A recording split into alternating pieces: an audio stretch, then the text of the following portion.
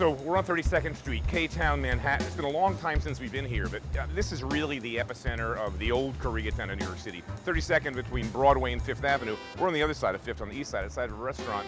Deuki Hong's the chef, and it's like a great barbecue place. This kid's 25 years old. He's on fire. When he opened last year, this place just blew up. I mean, everybody came, right? You got Zimmern coming, you got Bourdain coming, you got David Chang coming. They're all tweeting on Instagram. The place is just an instant hit. He also wrote a book called Koreatown, which is about Koreatowns all through America with Matt Rodbard. We're gonna have them both on the show today. We're gonna showcase the restaurant, do some demos, eat, play. We're gonna go shopping at H Mart. We're gonna head back to Deuki's apartment and make some Korean food from scratch that you can do at home. That's what's coming up next. I'm Mike Colameco, industry insider. Been in the business my whole life, and I know what it takes to succeed. Each week we'll take you into real kitchens, filmed in real time. Backstage passes to a day in the life of chefs, restaurateurs, and their teams. The competition's fierce. Careers, life savings, and reputations hang in the balance. These are my people, and this is their passion. And that's what's next on Mike Colameco's Real Food. Mike Colameco's Real Food is brought to you by the continuous, generous support of the following underwriters.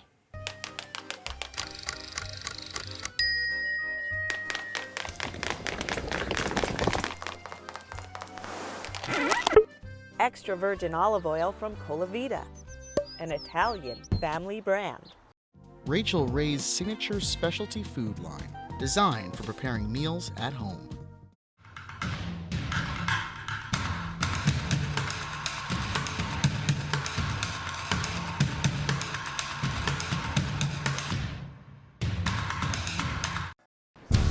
All right, chef, pork belly.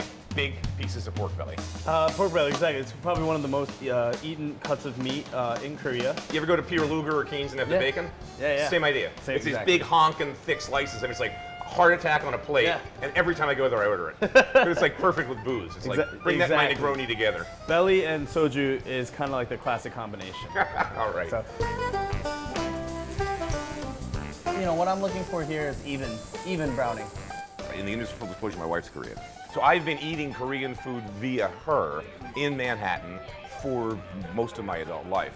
But I think there was this real cultural resistance for a long time because the Korean restaurants here on 32nd Street, we're cooking for Koreans. This is our cuisine. We're not cooking for white faces. We're cooking for us. You tell me, why has Korean food finally crossed over? Because we've been waiting for this. I mean, I have been asked this question a million times, and I'm like, I don't know when. Because the Koreans aren't moving towards us. We're going to have to come to them. You're right. Our parents' generation, at least my parents' generation, we weren't like, oh, like what would this critic like, or what would this, like they don't care, like we miss, we miss our food from our home, So we're gonna create a restaurant, if you come in, great. If you don't, I don't care. I like this, and this is what we're gonna eat. So a lot of things have changed. Actually, is that now kind of our parents' generation is kind of taking a step back, and now their kids are kind of growing up, and now they're kind of maybe my age or a little bit older, and they're like, oh wait, this food is really good. I want to introduce it to my white friend over there, or my Hispanic friend, and now it's like that's the norm. I'm just ready to cut it right now. Nice bite-sized pieces.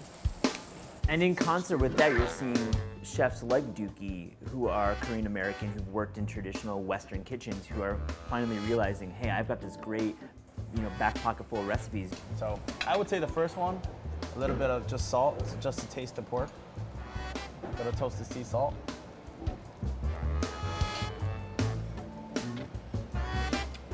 What not to like? No.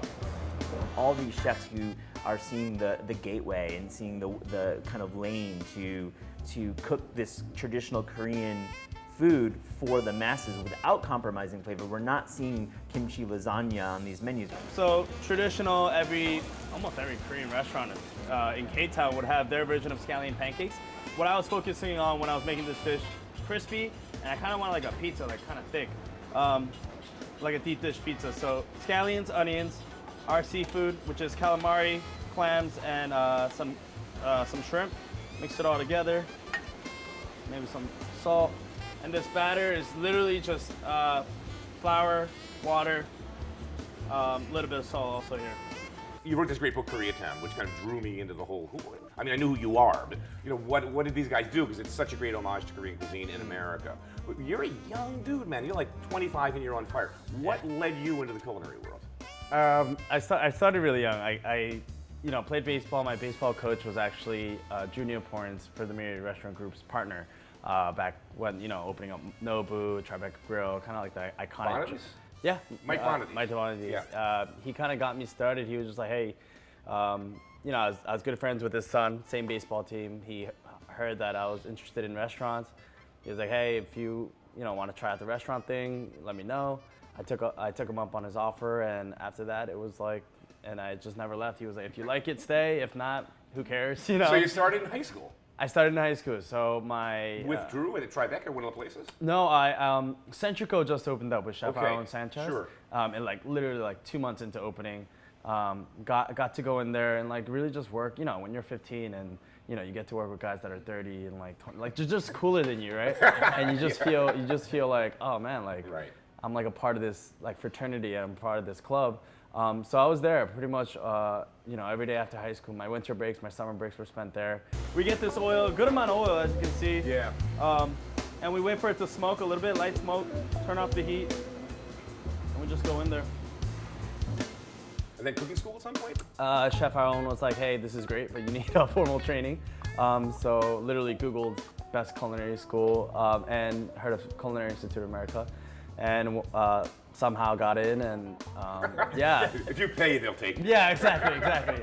Lay it out flat, watch your fingers. And I've had this with oysters in it. I mean, there's a million variations on this, right? Kimchi, oysters. or just regular scallions. Right. Yeah. And then you get out, came to Manhattan, you worked where? I was at Momofuku. With David. Yeah, right when he opened up, moved to the big space, the new big noodle bar. Needed more help, hired some culinary kids, and I was just one of them. And it was great working at Noodle Bar, just seeing the volume and then kind of seeing the rise of an empire, really. Yep. And just seeing how he works, his ideology on food, his philosophy on how to just manage people. I think that's what I really took away from it. I was making pork buns for 6 months. It was awesome. It got really good. Yeah, and I don't eat one for Ever, again. So for us, we really focus on really achieve that kind of crust. Same theory as the pork belly, low and slow, and really get that crust forming. It takes us a little bit of time. So we want to keep this pretty, I don't want to say bland, but I don't want a crazy amount of salt or crazy, I just want to taste the seafood and the scallion. And crispy, crunchy. Crispy, Right. crunchy. It's all about the texture. The flavor really comes, or it's really brought out when you add that soy dipping sauce. Your restaurant here, pronounce the name of for me, right? Baekjong. Which means? The butcher in Korean, yeah. So you're here in K-Town. I mean, you're on 32nd Street, which is hysterical, right? Yeah. I mean, now there's really great Korean food in Flushing. Palisades Park Fort Lee's on fire. Absolutely. But this has always been this is the original K-Town for the New York metro area. And it's, I mean, you're kind of 100 yards east of where it used to be, between 5th Avenue and Broadway, in that stretch on 32nd. 100%. But you find yourself here in this great place, and 1 year you're open. Yeah, we're a little over a year, and yeah, we just got into our first year. It's a big anomaly, I guess, in the restaurant world, but we've gotten an incredible amount of support from definitely the industry, Right. and they've just kind of embraced us, and we've kind of took it forward from there.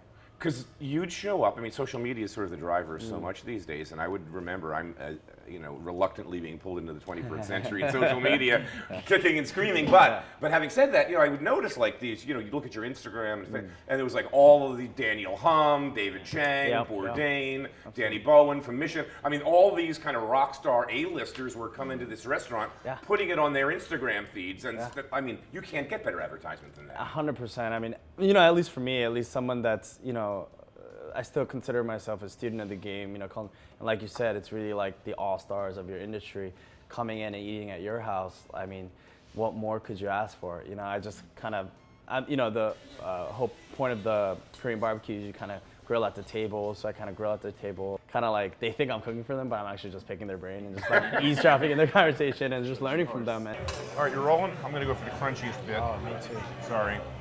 Punch and bang. Oh man, as cooks, it's everything we love. So it's crunchy, doughy, crispy.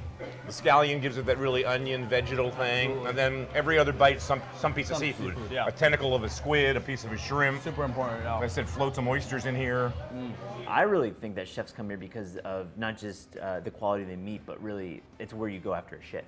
Yeah. It's 2 a.m. Where do I go and have actually really good food? It's not that common in Manhattan these days. Back in my generation, in the 80s, when you were a young cook, same idea. I mean, you get off work at 12, 1 in the morning, you don't want to see a veal chop or foie gras or lobster. And you want pizza, and this, for whatever reason, this street never closed. And historically it was like that. Like before you guys were born, when Gameoko opened, those places were open till like 4 or 5 in the morning. I don't know how they got the 24 license. hours. It was basically 24 hours. Essentially, yeah. So you could do your shift at the restaurant, go home, shower, go out to bars, go to a club, and on your way home, go to 32nd Street and eat like a king. And have the best meal possible at that hour. I mean, really, and the food was really textbook. So Deuki, talk to me about this next dish.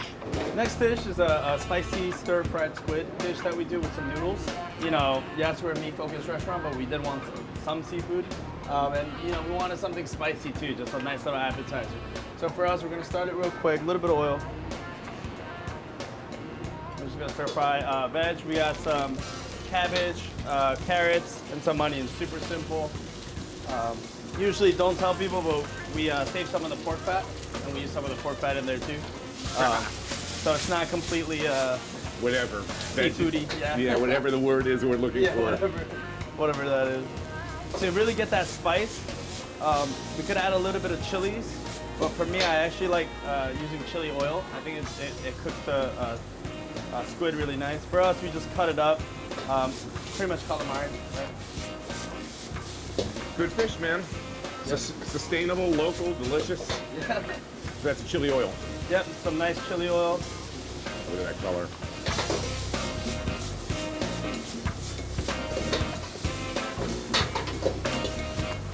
I have the sauce, Korean chili paste, the same chili paste that we talked about. Gochujang. Gochujang, some soy sauce, sesame oil, sesame seeds. We have a lot of pureed fruits in there. A lot of garlic, ginger, Asian pears, apples, onions. So once again, that whole going back to Koreans aren't so keen on using straight sugar. Right. They want to get sweetness from anything else possible. Yeah. Scoop all that sauce out. Just super neutral flavor too. Yeah. Just kind of because it's got a good amount of flavor. Right. Good It's like amount a of heat. sponge for the sauce. Yep. No, I go to Gangso all my life, and it's like they light the grill, they bring the meat, they leave you alone. Like you cook yourself. Absolutely. You're the other way. Why is that? Is this how it's done elsewhere in Korea, or is this just you bringing that to the table? I just think for us, we going back on the quality of our meat. I mean, we spend a good amount of resources on getting the best quality meat possible. We don't assume that our customers know how to cook a piece of meat, Thank you. which is kind of a safe bet. And for us, we'd rather do it. Our servers are essentially half line cooks, in the fact that they have to go through about 3 weeks of just meat training. I was about to say, because you're hiring from the front of the house, not the back of the house. Yeah. And yet you're saying, oh, by the way, you have to cook. Exactly. Which is like no one does that. This is a ribeye. What I was gonna say, what's kind of meat's ribeye? Okay. Ribeye ate up. This mix right here is black pepper, salt, a little bit of sugar, and some sesame seeds. So season it with some sesame oil. Bit of the seasoned salt. Give it a good mix. You can tell this meat is super chilled. So by the time it gets to the table, it'll be really chilled as possible. Yeah, almost frozen looking. Almost frozen looking, exactly. These pears are like really watery, really crunchy, really textural. For us, we keep this dish super simple.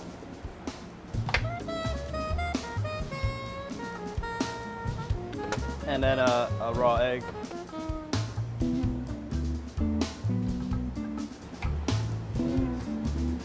The server would do this. The server will do this. Break up the egg yolk, some more Asian pears, like you said, for that also for that sweetness, but also for that texture.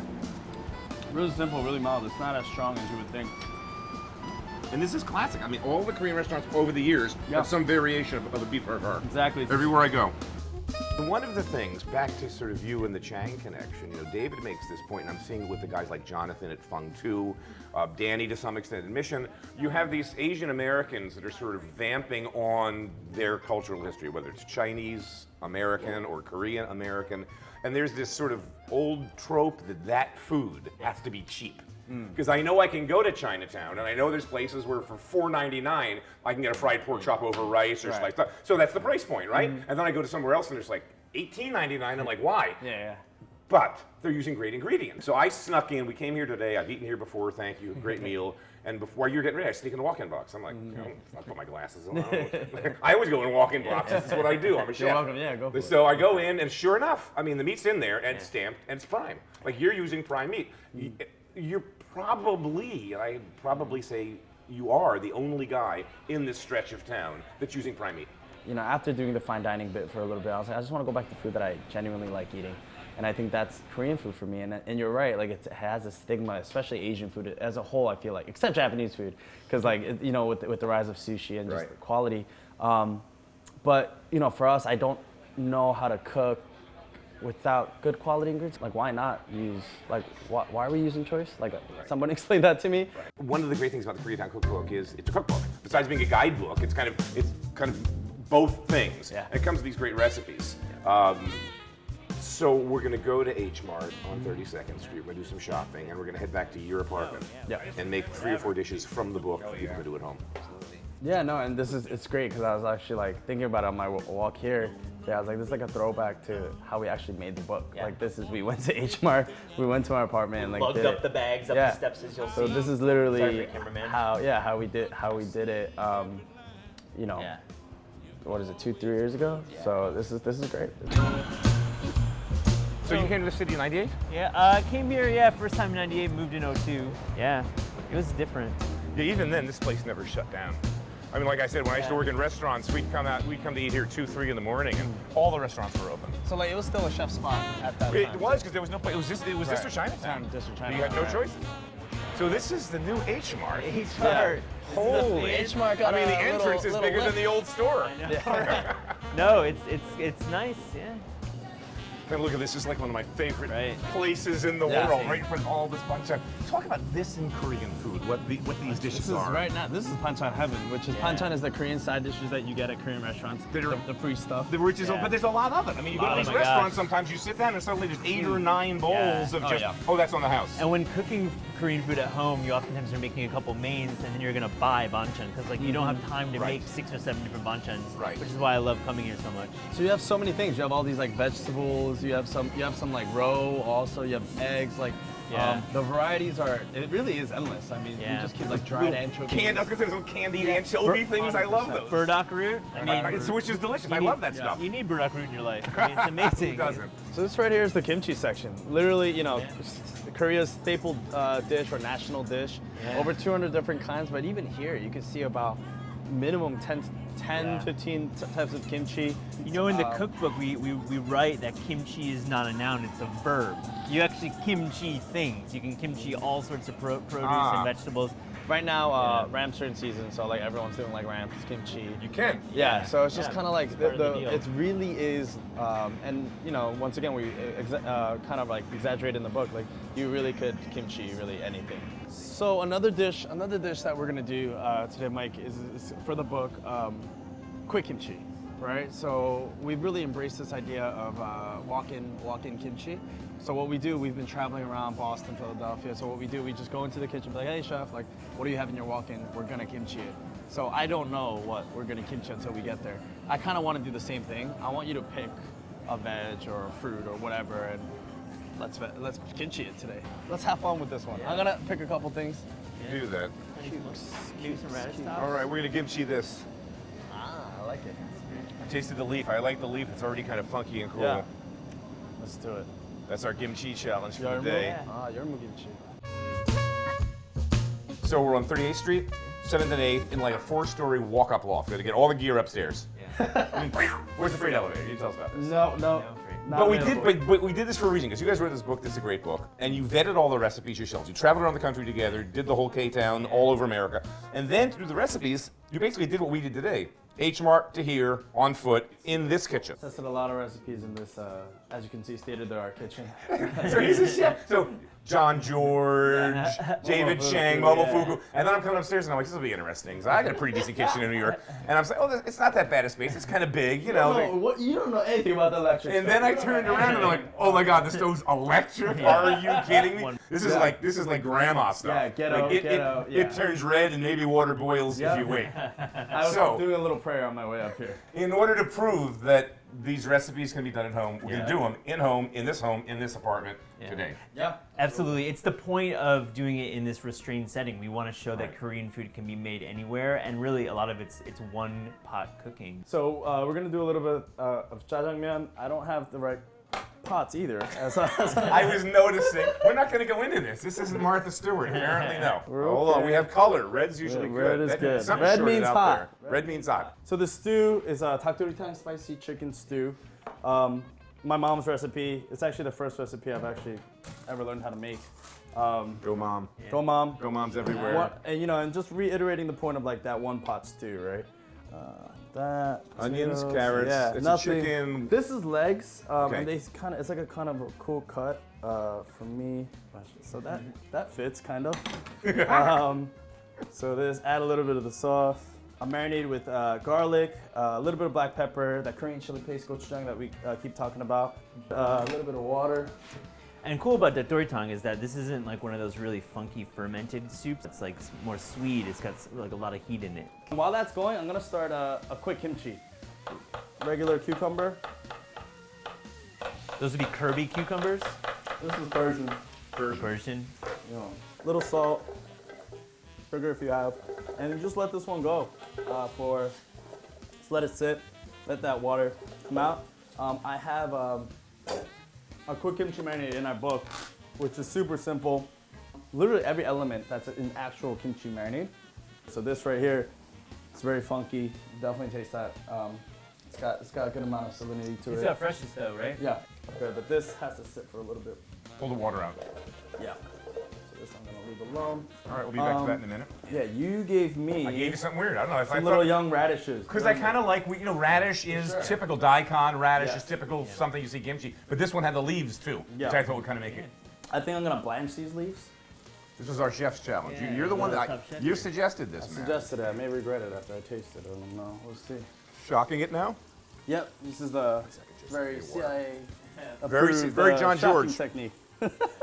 Kimchi takes about, it ranges from a week to 3 weeks to a month to a year. Depending on what you're fermenting, what the temperature is. Exactly. But we just wanted something, something a little bit more approachable. And I think we found this recipe and we loved it. And we had a lot of fun with it as we traveled. Yeah, I mean it really plays into kimchi as a verb. You know, we really think that Kimchi, right, the kimchi things. Yeah, exactly. Give You it the want kimchi kimchi treatment. things. Yeah.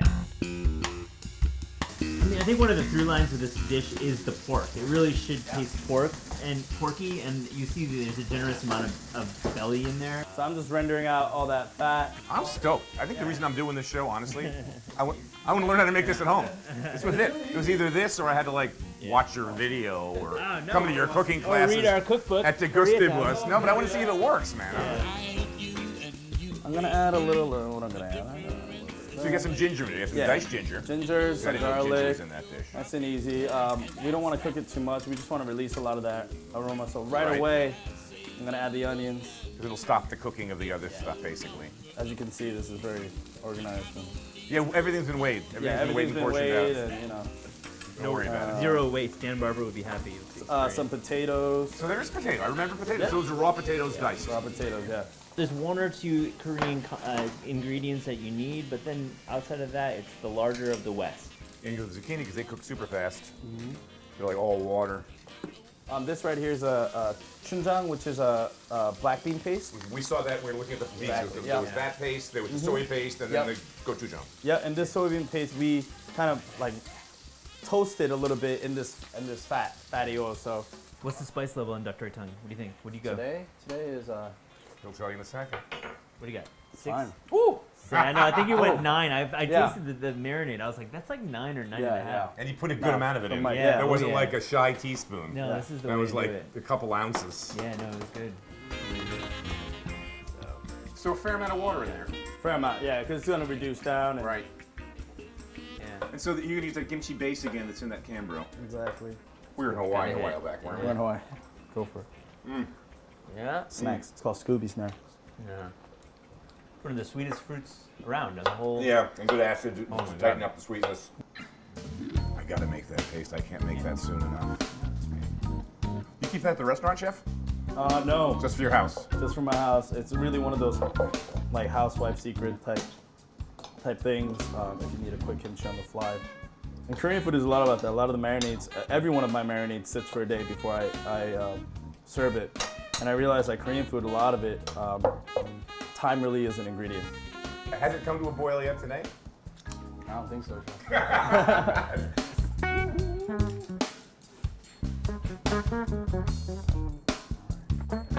I kind of like the cucumber too. There's something about cucumbers that are like a cool flavor, like to have that effect on food. So this dish has so much gnarly richness and fat and pork and funk. The cucumbers kind of clean it up. Deuki Hong. What's the name of the restaurant? One more time. How do you pronounce this name? Baekjong. Oh, I can't say that. Baekjong. 1 East 32nd Street, steps off 5th Avenue, north side of the block. Killer.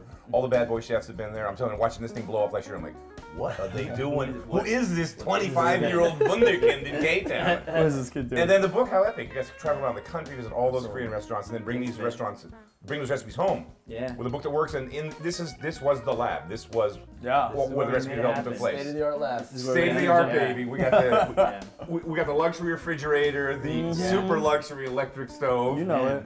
The sink and ample workspaces. Absolutely, as you can see. This is how cookbooks are made in 2016, right there, in kitchens like this. All you potential authors, take that to This heart. is the way it's done. Keep up the great work, seriously. Thanks Thank for you having guys. us, Mike. Thanks. Appreciate it. Pleasure. It's awesome, man. Continued success. Thanks a lot. Yeah, appreciate it. See some of this? Let's eat some of this. Now we can make a Now we mess. can make a mess. Mike Colameco's Real Food is brought to you by the continuous, generous support of the following underwriters.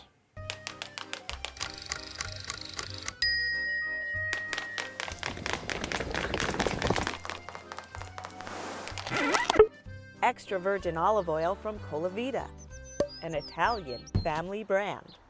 Rachel Ray's signature specialty food line, designed for preparing meals at home.